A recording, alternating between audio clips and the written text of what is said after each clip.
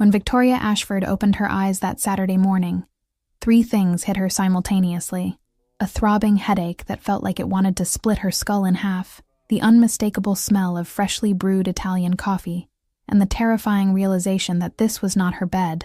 The black silk sheet against her skin, the charcoal-toned walls decorated with modern art too expensive to be reproductions, and the panoramic view of Boston through floor-to-ceiling windows confirmed her worst nightmare. She had no idea where she was. Victoria sat up abruptly, the movement making her head spin, and that's when she saw it. On the leather armchair beside the bed, perfectly folded, were her red designer dress, her blazer, and her purse. But what made her freeze completely was the cream-colored note on the nightstand, written in elegant masculine handwriting. "You are safe. Do not leave the room until I return. He is still looking for you." Victoria grabbed the paper with trembling hands, her heart racing as she read and reread those words that seemed straight out of a thriller. Who was looking for her? And more importantly, who had written that note? Hi, my name is Rachel Ashwood, and before we continue, subscribe to the channel so this story reaches more people. Leave your like, share with that friend who loves a good story, and comment below where you're watching from. Now let's discover what Victoria saw in that room that changed everything. Victoria forced her memory through the alcoholic fog of the previous night, desperately trying to reconstruct the events that brought her there. It had been the quarterly fiscal launch party for Ashford Technologies, the cybersecurity company she had built from scratch at 28 years old. Investors, business partners, journalists specialized in technology, they were all there in the event hall of the Mandarin Oriental Hotel, celebrating the record numbers her company had achieved. Victoria was normally controlled, calculating, the woman who drank only one glass of wine during social events and spent the rest of the night doing strategic networking. But that night, something had been different. The pressure of the last 6 months, the sleepless nights reviewing security codes, the endless meetings with investors demanding exponential growth, it had all crashed down on her at once. When her business partner, Derek Chen, offered toast after toast, she accepted, and kept accepting.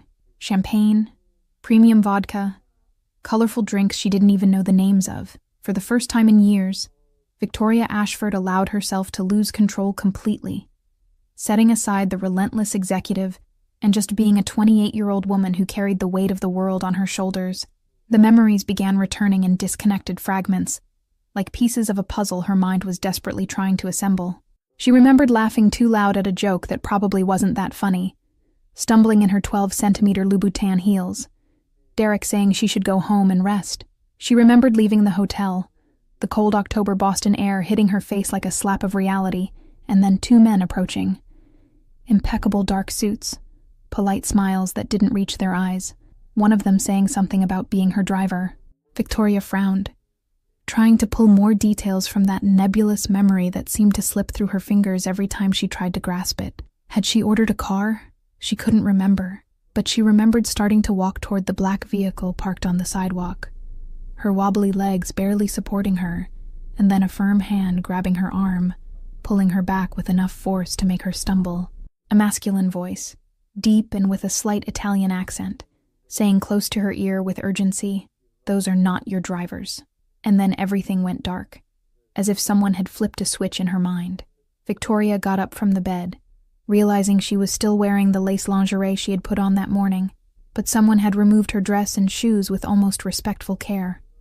Whoever brought her there had not taken advantage of her, and that was both comforting and deeply unsettling. She walked to the window, observing the city below waking up to another day.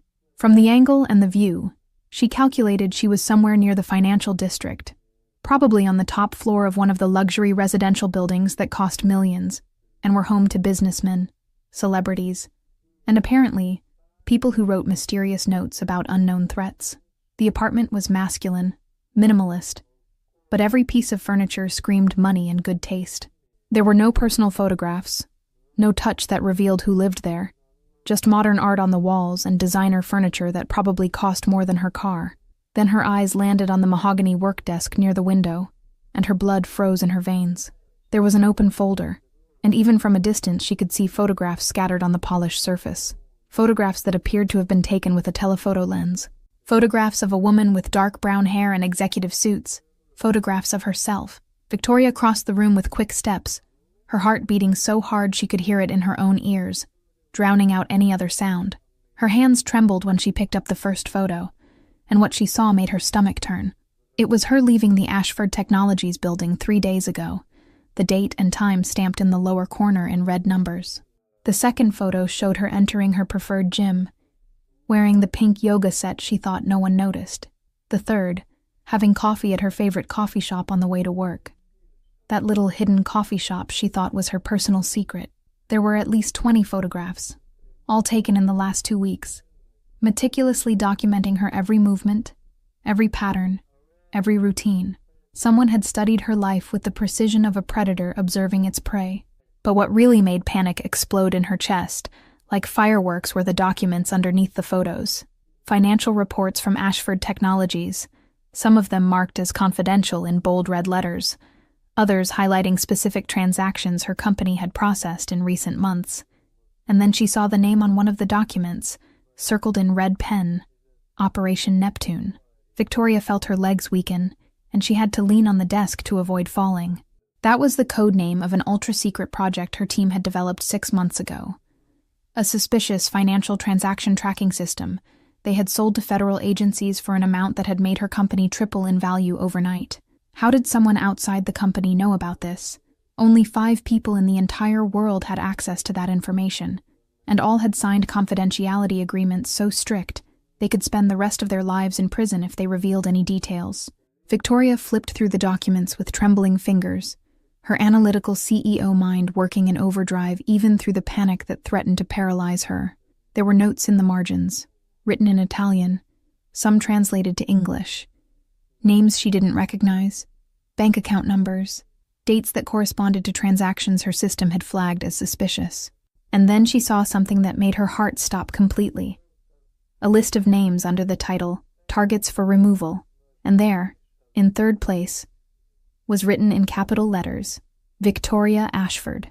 The bedroom door opened suddenly, making Victoria jump and drop some photos on the floor, which fell in slow motion like autumn leaves.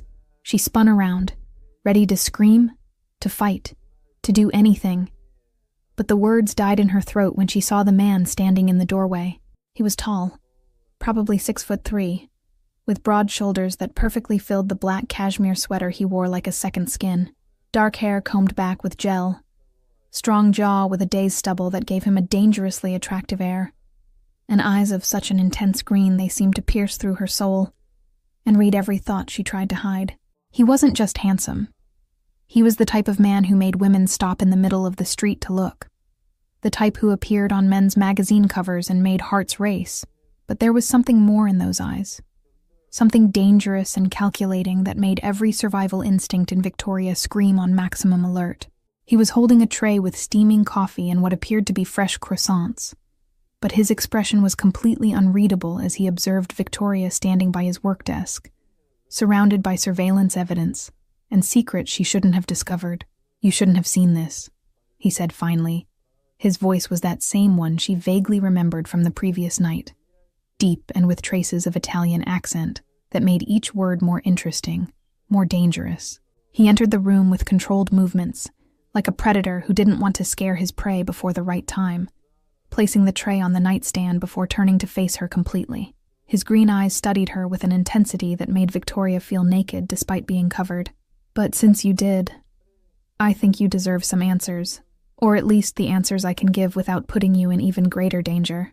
Victoria found her voice, though it came out more tremulous than she would like, weaker than the voice of the relentless CEO, who commanded boardrooms full of men who tried to intimidate her. "Who are you? Why do you have photos of me? What is all this?" She gestured to the scattered documents, her mind already working in overdrive, calculating threats, looking for exits, assessing the level of danger she was in, and if she would have any chance of reaching the door before him. The man crossed his arms over his chest, muscles flexing under the cashmere sweater, studying her with that disturbing intensity that made Victoria feel like a butterfly trapped in glass, being analyzed by a scientist. "My name is Lawrence Castellano. I'm 36 years old. I was born in Naples, but I've lived in Boston for 15 years. And I run businesses that your brilliant CEO mind has probably already deduced are not exactly legal." He paused, letting that information weigh in the air between them like a storm cloud about to break. His eyes never left hers, as if he were measuring every reaction, every micro-expression that crossed her face. "And as for the photos, I didn't take them.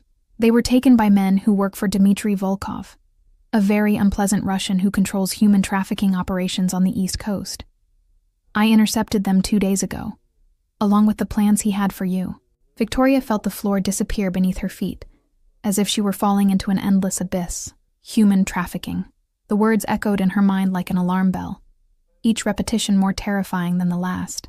She had read about it, seen documentaries, donated to organizations that fought this type of crime, but never, not in her worst nightmares, did she imagine she could become a victim. "Why would someone like that have photos of me?" Her voice came out as a whisper, but there was steel in it.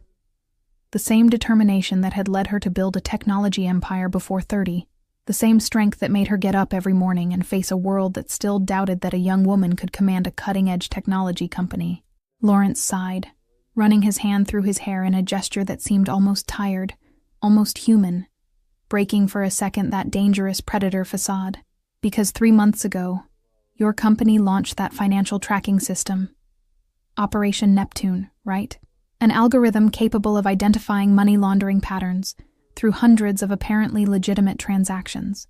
So efficient that federal agencies are calling it a revolution in fighting organized crime." He walked to the window, looking at the city below as if he were carefully choosing his next words, as if each syllable had weight and consequence. The morning light illuminated his profile, highlighting the strong line of his jaw, the almost imperceptible scar near his temple that told stories Victoria wasn't sure she wanted to hear. "What you don't know is that your system was so efficient that it accidentally exposed a money laundering network that Volkov had been using for years.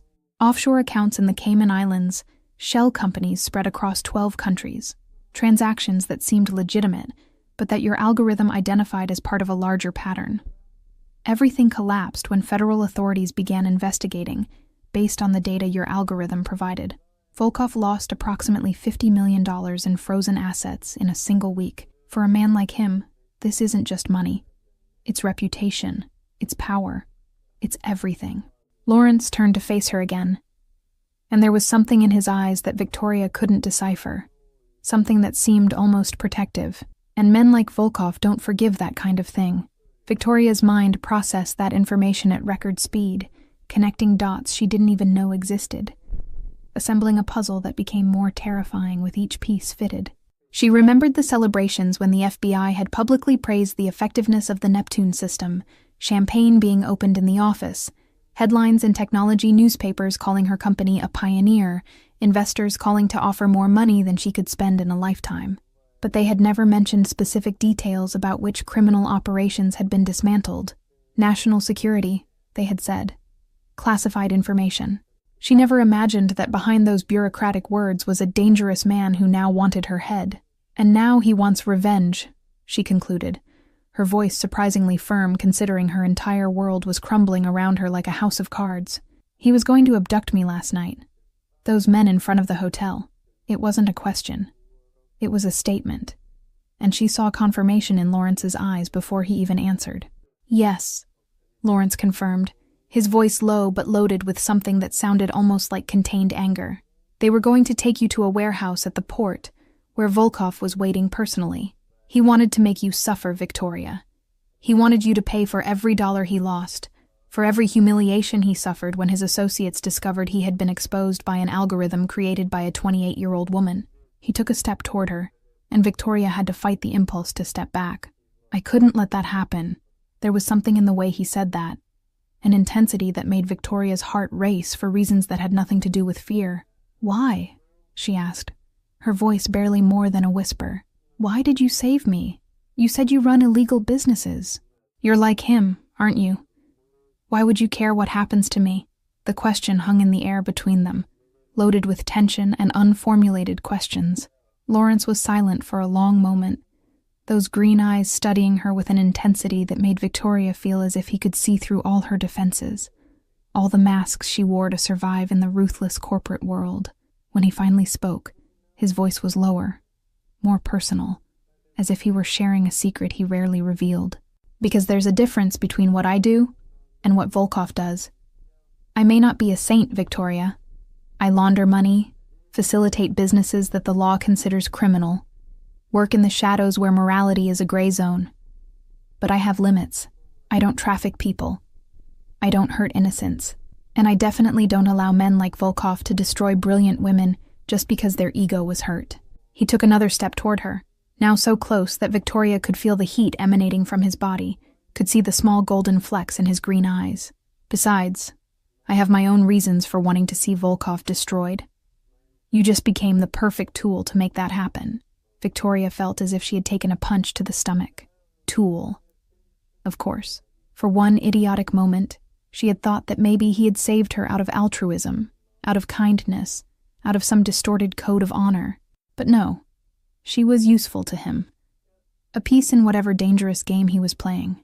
The disappointment she felt was disproportionate and irrational, and that irritated her even more. "So you didn't save me," she said, her voice gaining that icy tone she used in boardrooms when someone tried to deceive her.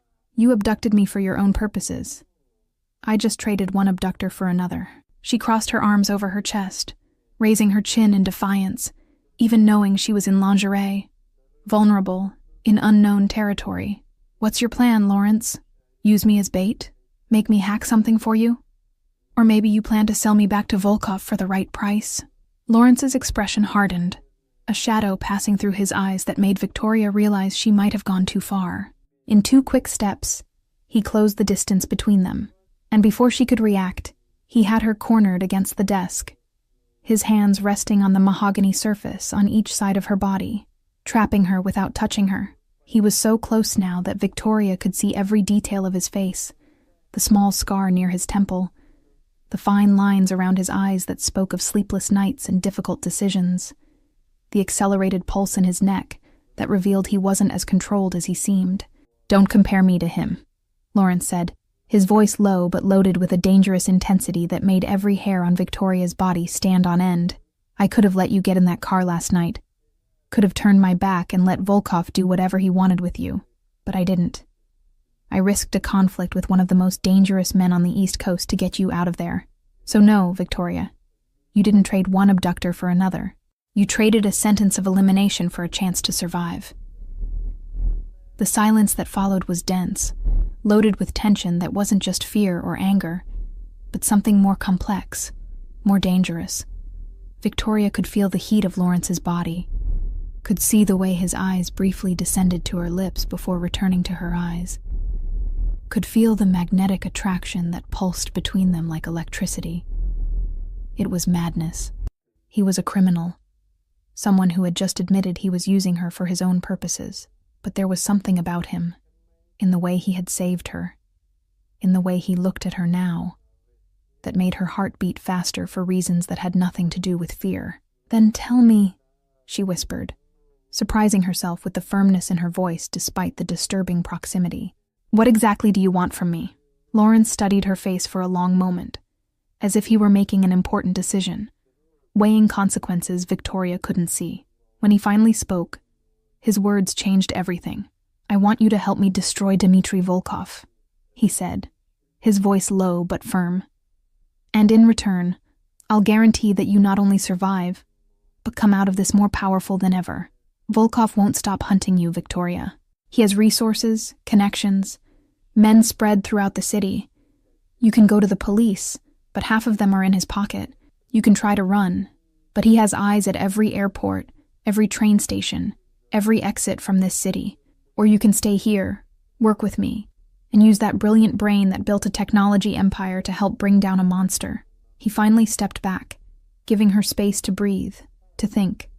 But his eyes never left hers. "I have the resources, the connections, the men, but I need someone who understands technology, who can track financial movements, who can hack systems that not even my best specialists can penetrate.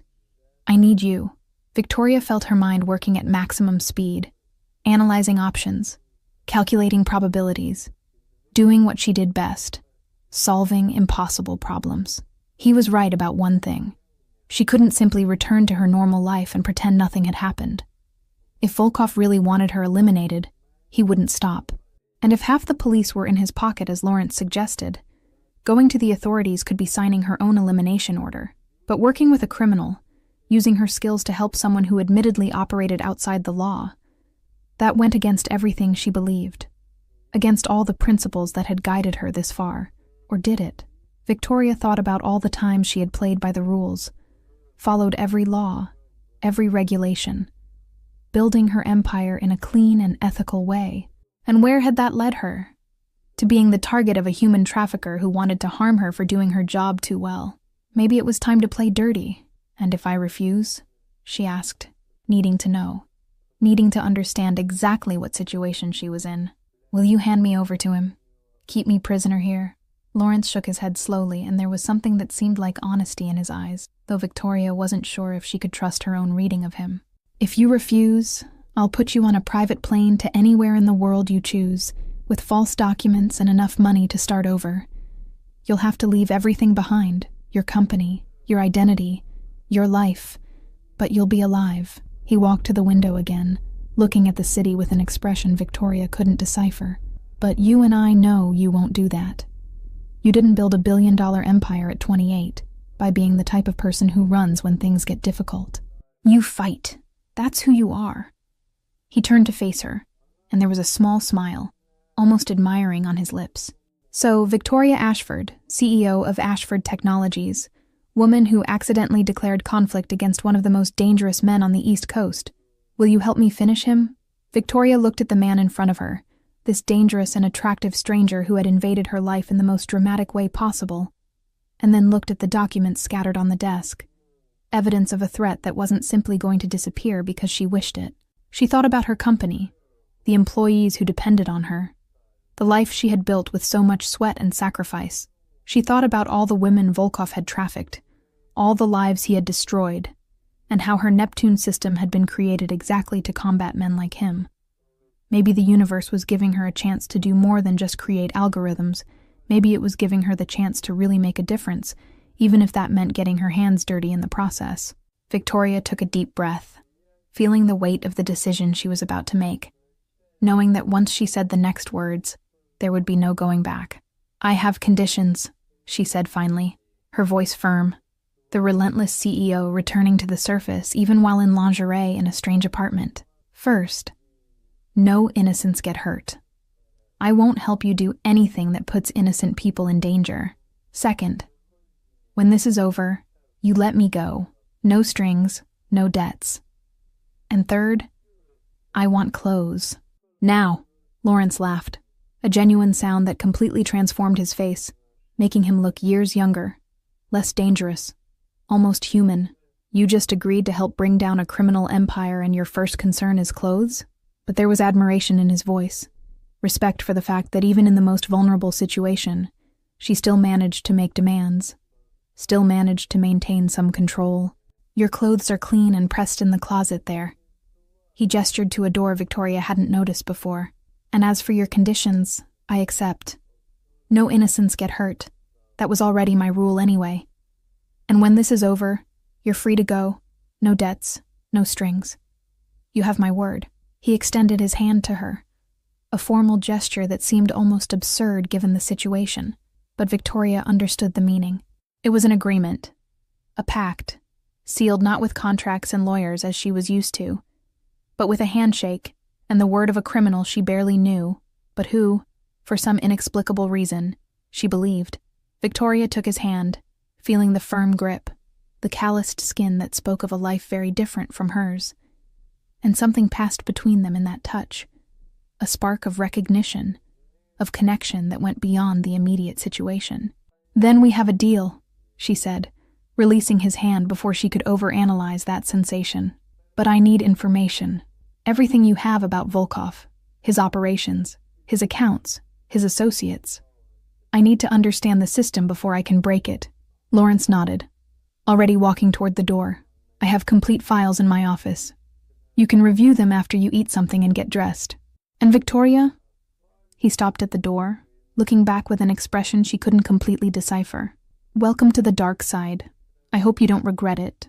And with that, he left, leaving Victoria alone with her turbulent thoughts and the growing feeling that her life would never be the same again. Victoria walked to the closet Lawrence had indicated, opening the doors to find not just her clothes from the previous night, but also several new pieces still with tags. Tailored pants in her exact size, silk blouses, even new lingerie from expensive brands. Someone had gone out and bought all that for her, and the fact that they had gotten her size perfectly was both impressive and slightly disturbing. Victoria chose black pants and a white silk blouse, dressing quickly and feeling more in control now that she was properly covered. She even found personal hygiene products in the attached bathroom, all premium brands, all chosen with care. 15 minutes later, after washing her face and trying to tame her hair into an elegant bun, Victoria looked at herself in the mirror and saw the CEO looking back at her. But there was something different in her eyes now, a new determination, an acceptance that she was about to enter a world she didn't know, with rules she had never played by, alongside a man who was as dangerous as he was fascinating. When Victoria left the bedroom, she found Lawrence waiting in the living room, now wearing a black dress shirt with the sleeves rolled up to his elbows, revealing muscular forearms and a tattoo she couldn't see completely. He was on the phone, speaking in rapid, low Italian, but hung up as soon as he saw her. "Better?" he asked, his eyes traveling over her figure in a way that made Victoria feel warm despite the professional clothing. "Much better," she replied, walking to where he was. The living room was as impressive as the bedroom, with huge windows offering a panoramic view of Boston, modern furniture in shades of gray and black, and an art collection that was probably worth more than her house. "So, where are those files you mentioned?" Lawrence gestured to a door on the other side of the room. "In my office. But first, you need to understand some things about how this is going to work. You can't leave this apartment alone. Volkov has eyes throughout the city, and if he discovers you're alive and working with me, he'll intensify his efforts. You're officially missing, and you need to stay that way until we're ready to make our move." The reality of that statement hit Victoria like a bucket of cold water. She was trapped there, no matter how luxurious the prison. "For how long?" she asked, trying to keep her voice calm. "My company, my employees, they'll notice I'm missing. Derek will call the police. There'll be an investigation." Lawrence nodded, as if he had already thought about all this, already taken care of. "This morning, your phone sent a message to Derek saying you were taking a week off. That last night was a warning that you were working too hard and needed some time for yourself. You're officially at a wellness retreat in Vermont, without access to phone or internet. Your assistant has already confirmed all your meetings for next week." Victoria felt a mixture of relief and irritation. Relief because her company wouldn't panic. Irritation because Lawrence had made these decisions without consulting her. "You thought of everything, didn't you?" There was a tone of sarcasm in her voice that she didn't try to hide. "It's my job to think of everything," Lawrence replied simply. "That's how I've survived this long in this business." He guided her to the office, and Victoria had to admit she was impressed. It was a large room with floor-to-ceiling bookshelves, a huge work desk in dark wood, and most importantly, a computer setup that rivaled anything she had in her own office. Multiple monitors, state-of-the-art hardware, security systems she recognized as military-grade. "Impressive," she murmured, her fingers already itching to explore those systems. "I figured you'd need proper tools," Lawrence said, watching her with that intense gaze that seemed to see through her. "Everything is encrypted with the best systems available, and the internet connection is routed through so many proxies it would be impossible to track. You can work here without worrying about being detected." He opened a desk drawer and took out several physical files, placing them on the polished surface. "These are all the data I've managed to gather about Volkov over the last 3 years. Operations, associates, bank accounts we know exist but can't access, movement patterns, everything." Victoria picked up the first file, opening it to find photographs of a middle-aged man with almost white blonde hair and icy blue eyes that seemed lifeless even in photography. Dmitry Volkov, the man who wanted to eliminate her. She studied his face, memorizing every detail, transforming him from an abstract threat into something concrete, something she could fight. The following pages detailed his known operations. Human trafficking mainly, but also substances, weapons, money laundering on a massive scale. There were names of associates, some of them people Victoria recognized from social circles, respectable businessmen who apparently had a much darker side. "This is extensive," she said, flipping through page after page of information. "How did you get all this?" Lawrence leaned on the desk beside her, close enough for her to feel his warmth. "I have my methods, and I've been keeping an eye on Volkov for a long time. We have history." There was something in his voice, a darkness that suggested that history was personal and painful. "What kind of history?" Victoria asked, turning to face him. If she was going to work with him, if she was going to trust her life to him, she needed to know what motivated him. What was behind that determination to destroy Volkov? Lawrence was silent for a long moment, and Victoria thought he wouldn't answer.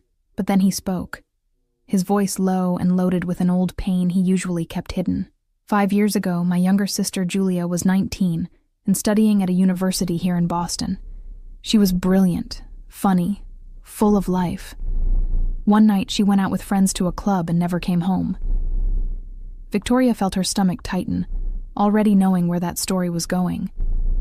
"It took 3 months for me to find her. 3 months of searching in every hole, every dirty operation, using every contact I had. When I finally found her, she was in one of Volkov's warehouses at the port, along with 15 other women he was preparing to send overseas." Lawrence's voice was controlled, but Victoria could see the tension in his jaw, the way his hands closed into fists. "I managed to get her out of there, but she was never the same. What they did to her in those 3 months broke something inside her that could never be fixed." "Where is she now?" Victoria asked softly, touching his arm in a gesture of comfort that surprised them both. Lawrence looked at her hand on his arm, and then at her eyes, and there was so much pain there that Victoria felt her heart squeeze. "In a private clinic in Switzerland, receiving treatment for severe trauma. She doesn't speak, doesn't recognize anyone, lives in her own world where nothing can hurt her because she's simply not present anymore." He took a deep breath, as if he were pushing those emotions back to where they were normally locked. "I tried to go after Volkov at the time, but he had too much protection, too many connections. I wasn't strong enough then, but I spent the last 5 years building my own empire, making my own connections, waiting for the right moment. And then you appeared, with your brilliant algorithm that did more damage to him in 3 months than I managed in 5 years. You're the missing piece, Victoria." Victoria felt the weight of that revelation, understanding now that this wasn't just business for Lawrence. It was personal. It was revenge. It was justice for a sister who would never have her life back. And suddenly, working with him no longer seemed like making a pact with the devil. It seemed like doing the right thing, even if by the wrong means. "We're going to get him," she said, her voice firm with determination. "Not just for me, not just for you, but for Julia and for all the other women he destroyed. We're going to use everything I know about financial tracking, everything you know about the criminal underworld, and we're going to dismantle his empire piece by piece until there's nothing left." Lawrence looked at her with an intensity that made the air between them seem charged with electricity. "You're incredible, you know that?" he said, his voice low and hoarse. Most people would be in fetal position after discovering a trafficker wants to eliminate them. But you're here, ready to fight, ready to do whatever's necessary. He raised his hand, hesitating for a moment before touching her face gently, his thumb tracing her cheek in a caress that was both tender and loaded with promise. Victoria should step away, should maintain professional distance, should remember this was just a business agreement, a temporary alliance born of necessity. But she didn't step away. Instead, she found herself leaning into that touch, her eyes closing for a brief moment as she absorbed the sensation of connection, of not being alone in all this madness. When she opened her eyes again, Lawrence was closer, so close she could count every dark eyelash, see the golden flecks in his green eyes, feel his breath on her face. "We shouldn't," she whispered. But it didn't sound like a refusal. It sounded like an invitation to convince her otherwise. "Probably not," Lawrence agreed, but he didn't step away either. "But I stopped doing only what I should a long time ago." And then he kissed her, and Victoria felt as if the entire world had caught fire. It wasn't a gentle or exploratory kiss. It was hunger and need, and months of tension neither of them knew was accumulating. Her hands went to his hair, pulling him closer, and his hands went to her waist, pulling her against his body until there was no space between them. When they finally separated, Both were breathless, and Victoria knew she had crossed a line that couldn't be uncrossed. "This complicates things," she said, her voice hoarse, her hands still in his hair. "Everything about this situation is already complicated," Lawrence replied, his forehead resting against hers. "But I don't regret it. And I won't apologize for wanting you since the moment I saw you stumbling out of that hotel, intoxicated and beautiful, and completely oblivious to the danger you were in." Victoria laughed, a surprising sound given the intensity of the moment. "You have a very specific type, apparently. Intoxicated women in danger." Lawrence smiled, that rare smile that completely transformed his face. "No, I have a very specific type. Strong women who don't need to be saved, but who I want to protect anyway. Women who challenge me, who make me want to be better than I am. Women like you." And then he kissed her again, softer this time, a promise instead of a demand. And Victoria allowed herself to sink into that moment, knowing that when it ended, they would have to return to reality, return to the plan to bring down a criminal empire, return to the danger that surrounded them. But for now, for this stolen moment, she allowed herself just to feel, just to be a woman, in the arms of a man who made her feel things she thought she didn't have time to feel. When they finally separated again, reality returned with full force. Victoria stepped back, smoothing her blouse and trying to recover some composure. "We need to focus," she said, her CEO voice returning, that professional armor she wore so well. "You said we have a week before people start asking questions about my whereabouts. That means we have a week to gather enough evidence against Volkov, find a way to expose him that doesn't put us in danger, and ideally, guarantee he spends the rest of his life in prison." Lawrence nodded, and Victoria could see him also putting his mask back on, the calculating crime boss replacing the vulnerable man who had shared his pain. "Agreed. So let's work. You review the files, see what you can do with the financial information we have. I'll make some calls, activate some contacts, see if I can get more information about Volkov's recent movements." The next hours passed in a blur of intense work. Victoria dove into the files, her analytical mind processing information at record speed, making connections others would have missed. She discovered patterns in Volkov's financial transactions, money laundering routes that were ingenious but not infallible, weak points that could be exploited. Meanwhile, Lawrence made call after call, speaking in Italian, English, and occasionally Russian, coordinating with people Victoria suspected were as dangerous as him. They worked in surprising synchrony, Victoria occasionally asking questions that Lawrence answered with details only someone deeply inserted in the criminal underworld could know, Lawrence occasionally asking her to verify something his contacts had mentioned. It was like a dance, each complementing the other, and Victoria had to admit they made a formidable team. By late afternoon, she had identified 3 main bank accounts Volkov used for his most sensitive operations, all in different tax havens, all protected by layers of shell companies and security firewalls that would be impossible to penetrate for most people. But Victoria wasn't most people. She had built one of the most advanced cybersecurity systems in the world, which meant she also knew exactly how to break them. "I can get into these accounts," she said, turning one of the monitors to show Lawrence what she had discovered. "It'll take time, and I'll need some specific tools, but I can do it.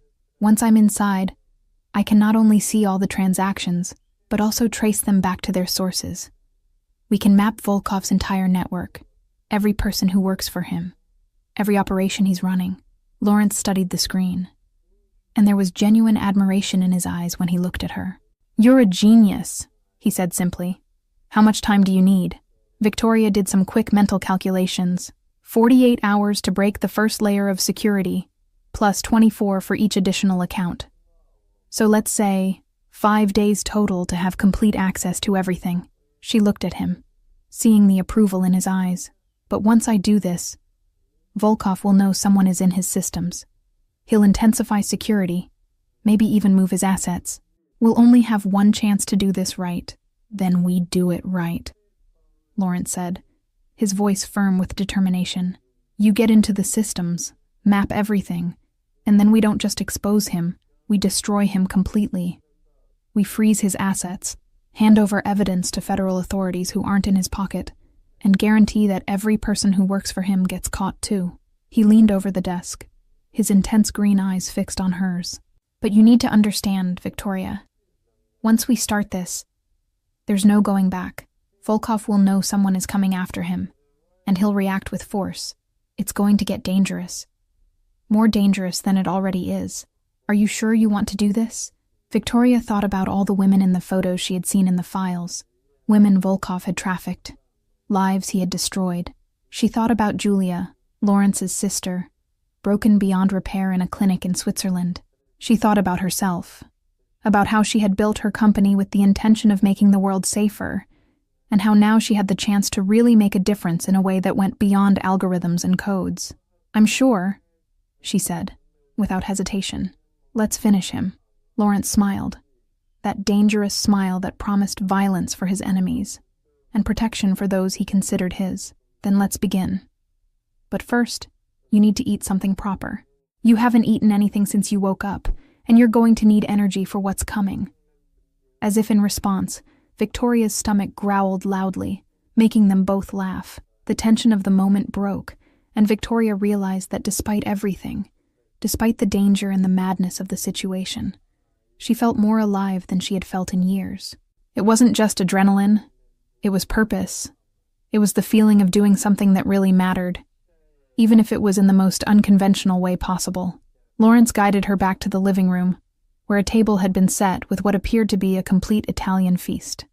Fresh pasta, salads, artisan breads, red wine that probably cost more than most people's monthly rent. "Did you cook all this?" Victoria asked, genuinely impressed. Lawrence shrugged, an almost shy gesture that seemed out of place in such a dangerous man. "My mother insisted that all her children know how to cook. She said a man who can't feed himself isn't really a man." They sat down to eat, and for the first time since Victoria had woken up in that strange apartment, things seemed almost normal. They talked about trivial things, Lawrence telling stories of his childhood in Naples, Victoria sharing how she had started her company in a tiny apartment with nothing but an old laptop and an idea. It was easy to forget, in these moments, that he was a criminal and she was being hunted by a trafficker. It was easy to just be two people sharing a meal, laughing at jokes, discovering they had more in common than they should. But reality always came back, like when Lawrence's phone rang and he answered, his expression hardening as he listened to whoever was on the other end. "When?" he asked, his voice cold and controlled. "How many men?" "Understood. Keep surveillance and inform me if there's any movement." He hung up, and when he looked at Victoria, there was concern in his eyes. "Volkov is mobilizing his men. My contacts say he's offering a significant reward for information about your whereabouts. He's desperate, which makes him more dangerous." Victoria felt a chill run down her spine, but forced herself to stay calm. "How much time do you think we have before he discovers I'm here?" Lawrence considered the question carefully. "This building is secure. Only 5 people in the world know I own this apartment, and all of them would pass away before betraying me. But Volkov isn't foolish. Eventually, he'll start looking in less obvious places. He'll start making connections. I'd say we have maybe 3-4 days before things get really complicated." 3 or 4 days. Victoria did the mental calculations.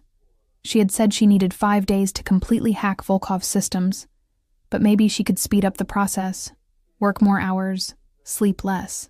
"I can do it in 3 days," she said, her voice firm with determination. "I'll work through the night if necessary, but I can have everything we need in 3 days." Lawrence studied her face, and there was something that seemed like concern in his eyes. "Victoria, you don't need to exhaust yourself doing this. We can find another way. We can move you to a safer location. We can—" "No," Victoria interrupted him, her voice firm. "We do this now, do it fast, and do it right. I'm not going to spend the rest of my life running, looking over my shoulder, wondering when Volkov will find me. We finish this now." Lawrence nodded slowly, and there was respect, and something more in his eyes, something that made Victoria's heart race. "Then we do it your way. But you don't work alone. I stay with you, help with what I can. Make sure you eat and sleep at least a few hours. Deal?" Victoria smiled, extending her hand in a gesture that mirrored the agreement they had made earlier. "Deal." But when Lawrence took her hand, instead of shaking it, he pulled her close, his lips meeting hers in a kiss that was both promise and farewell, as if both knew the next days would test them in ways they couldn't predict.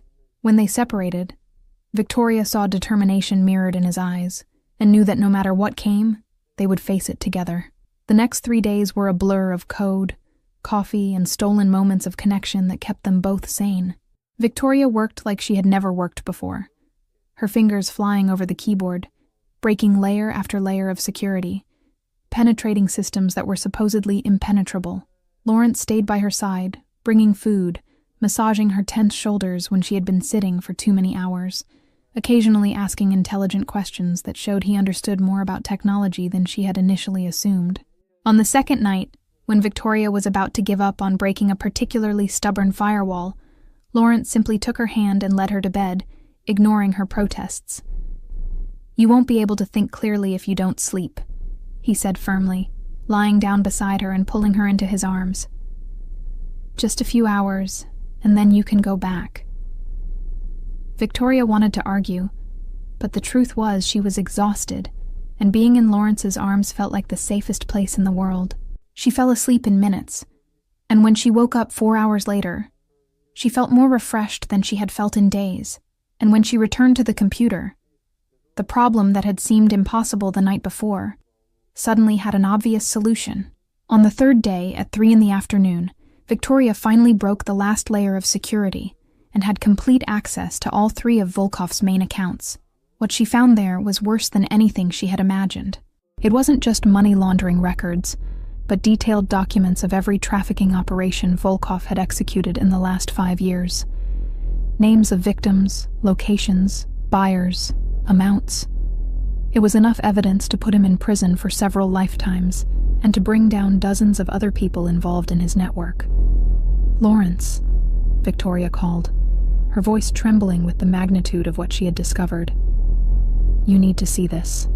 Lawrence came immediately, and when Victoria showed him what she had found, she saw something she had never seen on his face before. Hope. Hope that finally, after 5 years, he would have justice for his sister. "This is it," he said, his voice hoarse with emotion.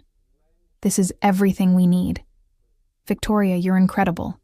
You just did the impossible." But Victoria was looking at something else on the screen, something that made her blood freeze. "Lawrence," she said slowly, "there's something else here." A folder marked Operation Phoenix, and it has your name in it. Lawrence tensed immediately, leaning in to see the screen better. Victoria opened the folder, and what they found there changed everything. It was detailed plans for an attack, not just against Lawrence, but against all his businesses, all his associates, everyone he cared about. And at the center of it all, there was a name that made Victoria feel as if she had taken a punch to the stomach. Derek Chen, her business partner, her friend of years, working with Volkov. "No," Victoria whispered, but the evidence was right there on the screen, impossible to deny. Messages between Derek and Volkov, dating from 6 months ago, right after the Neptune system had been launched. Derek had been the one who provided information about Victoria to Volkov, who had organized that party where she drank too much, who probably had put something in her drinks to guarantee she would be vulnerable. Everything had been a trap, and she had fallen right into it. "He betrayed me," Victoria said, her voice breaking. "Derek betrayed me. We built that company together. I trusted him with everything, and he sold me to a trafficker." Lawrence pulled her into his arms, holding her as the reality of that betrayal hit her with full force. "I'm sorry," he murmured into her hair. "I'm sorry someone you trusted did this to you, but now we know, and now we can make sure he pays along with Volkov." Victoria stepped back, wiping the tears that had started to fall, and when she looked at Lawrence again, there was no more sadness in her eyes, just cold fury and determination. "We're going to destroy them," she said, her voice hard as steel. "Both of them. I want Derek to lose everything, just like Volkov. I want him to see his empire crumble. I want him to know it was me who made it happen." Lawrence smiled, that dangerous smile that promised revenge. "Then that's what we'll do. You have all the evidence we need. Now we just need to deliver it to the right people and guarantee that when we do, both Volkov and Derek are caught without a chance to escape." They spent the next hours meticulously planning every detail. Victoria copied all the evidence, creating multiple backups in secure locations, guaranteeing that even if something happened to them, the truth would still come out. Lawrence coordinated with his contacts, identifying federal agents who weren't in Volkov's pocket, investigative journalists who would have the courage to publish the story, lawyers who could guarantee the case was airtight. They worked until late at night, and when they finally finished, they had a plan that was risky but could work. The next day, Victoria would anonymously send all the evidence to the FBI, to the media, and to several international organizations fighting human trafficking. Simultaneously, Lawrence would use his contacts to guarantee that Volkov and his main associates, including Derek, were located and monitored, ready to be arrested the moment the evidence became public. "It'll work," Victoria said, more to herself than to Lawrence. "It has to work." Lawrence pulled her into his arms, kissing the top of her head. "It will work, and when it's all over, you'll be able to return to your life, to your company, free from Volkov and free from Derek." But there was something in his voice, a sadness Victoria couldn't ignore. "And you?" she asked, looking up to meet his eyes. "What happens to you when it's all over?" Lawrence was silent for a long moment, and Victoria could see the conflict in his eyes. "I don't know," he finally admitted. "I spent 5 years living for this moment, planning Volkov's downfall. I didn't think much about what comes after." Victoria touched his face, forcing him to look at her. "Then think now. What do you want, Lawrence? When all this is over? When Volkov is in prison and Julia knows the man who hurt her paid for what he did? What do you want?" Lawrence covered her hand with his, turning his face to kiss her palm. "I want you," he said simply. "I know it doesn't make sense. I know we come from completely different worlds. I know you deserve someone better than a criminal with blood on his hands. But I want you, Victoria. I want the chance to see where this can go, when we're not running for our lives." Victoria felt her heart race, felt tears sting her eyes, but this time they were tears of something that could be happiness. "I want you to," she whispered. "And I don't care about your past. I don't care that you're not perfect. You saved me. You protected me. You gave me the chance to fight when I could have been just another victim. You made me feel more alive in 3 days than I felt in years. So yes, I want to see where this can go." They kissed then, and it was different from the other kisses they had shared. It wasn't just desire or need. It was promise. It was hope. It was the beginning of something both knew could be extraordinary if they just survived the next few days. They made love that night, slow and tender, memorizing each touch, each sigh, each moment, as if they were storing memories for the difficult times they knew were coming. And when they finally fell asleep, intertwined in each other's arms, both felt something they hadn't felt in a long time: peace. But peace never lasts long in the world they had chosen to enter. Victoria woke in the middle of the night to the sound of breaking glass. Her eyes opened immediately, her heart racing, and she saw Lawrence already standing, grabbing a weapon from a drawer she didn't know existed. "Stay here," he ordered, his voice low but firm. "Lock the door behind me, and don't come out no matter what happens." But Victoria wasn't the type of woman who stayed hidden while others fought her battles. She got up, grabbing her laptop and the drive with all the evidence backups. "If something happens to you," she said, her voice firm despite the fear she felt, "I need to be able to finish this.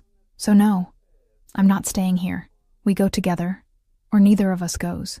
Lawrence looked at her, and Victoria could see the conflict in his eyes, the desire to protect her fighting against respect for her strength and determination. Finally, he nodded. "Stay behind me," was all he said. And then they were moving, leaving the bedroom and entering the dark hallway. The apartment was silent, too silent, and Victoria could feel the tension in the air like electricity before a storm. They moved carefully toward the living room, and that's when Victoria saw. There were 3 men in the apartment, all armed, all dressed in black, all moving with the precision of professionals, and standing near the broken window, illuminated by the city lights outside, was a man with almost white blonde hair and icy blue eyes she recognized from the photographs. Dmitry Volkov. He smiled when he saw them, a smile that didn't reach his lifeless eyes. "Lawrence Castellano," he said, his Russian accent thick but his English perfect. "And the lovely Miss Ashford. How convenient to find you both together. Saves me the work of hunting you separately."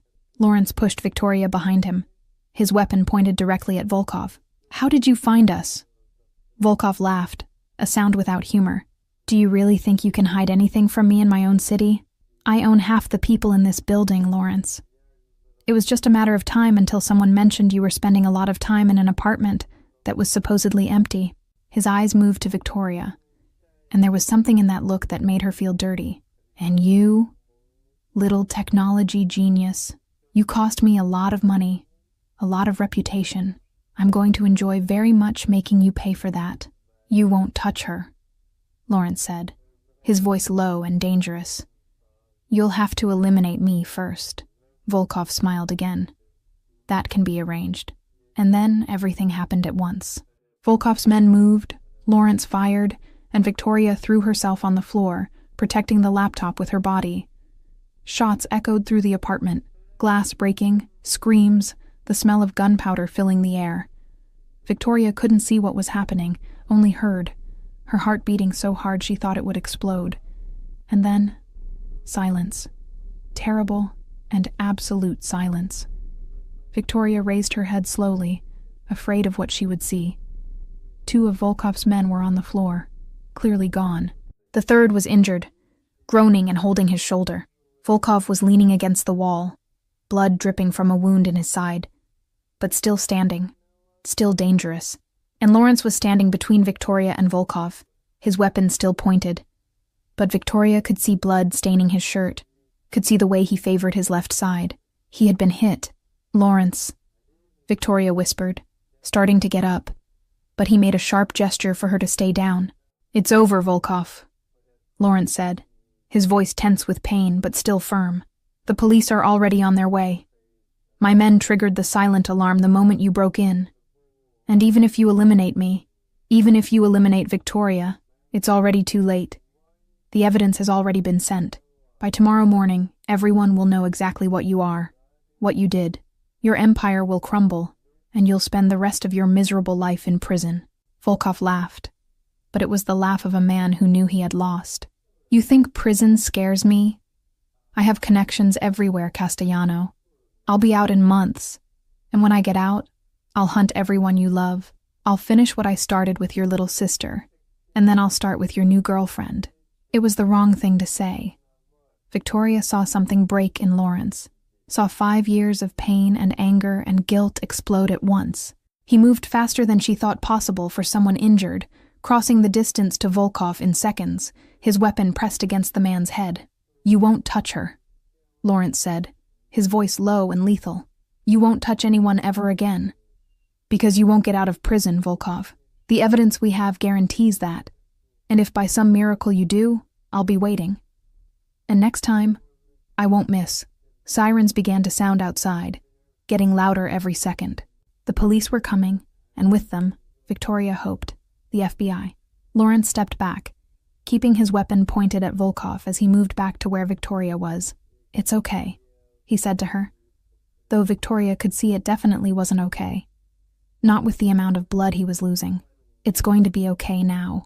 And then the apartment door exploded, federal agents flooding the space, weapons pointed, shouts of FBI on the ground echoing everywhere. Victoria raised her hands, showing she wasn't armed, and saw Lawrence do the same, carefully lowering his weapon and placing it on the floor.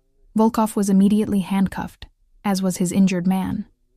And then Victoria was running to Lawrence, who had fallen to his knees, his strength finally depleting.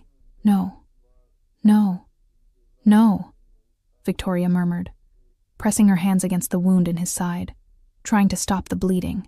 You can't do this, Lawrence. You can't leave me now.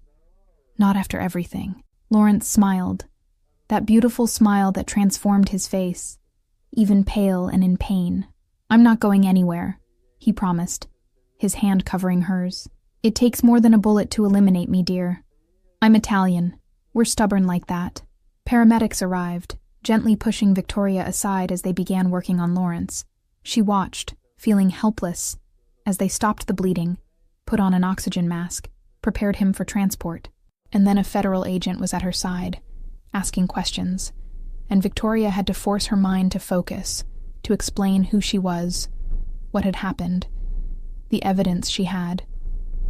She handed over the laptop and the drive, explained everything they had discovered, and saw the agent's eyes widen as he began to understand the magnitude of what she was giving him. "Miss Ashford," the agent said, his voice full of respect, "you just gave us the biggest human trafficking case of the decade. With this evidence, we can dismantle not just Volkov's operation, but dozens of other connected networks. You saved countless lives today, but Victoria didn't feel like a hero. She felt exhausted, traumatized, and desperately worried about the man being carried on a stretcher to an ambulance. "Can I go with him?" she asked, gesturing to Lawrence. "Please. I need to make sure he'll be okay." The agent hesitated, and Victoria could see the conflict in his eyes. Lawrence was, after all, a known criminal, someone the FBI probably wanted to question. But then he nodded. "Go. But we'll need a complete statement from you as soon as possible." Victoria didn't wait to hear more. She ran to the ambulance, climbing in beside Lawrence, holding his hand as they sped toward the hospital.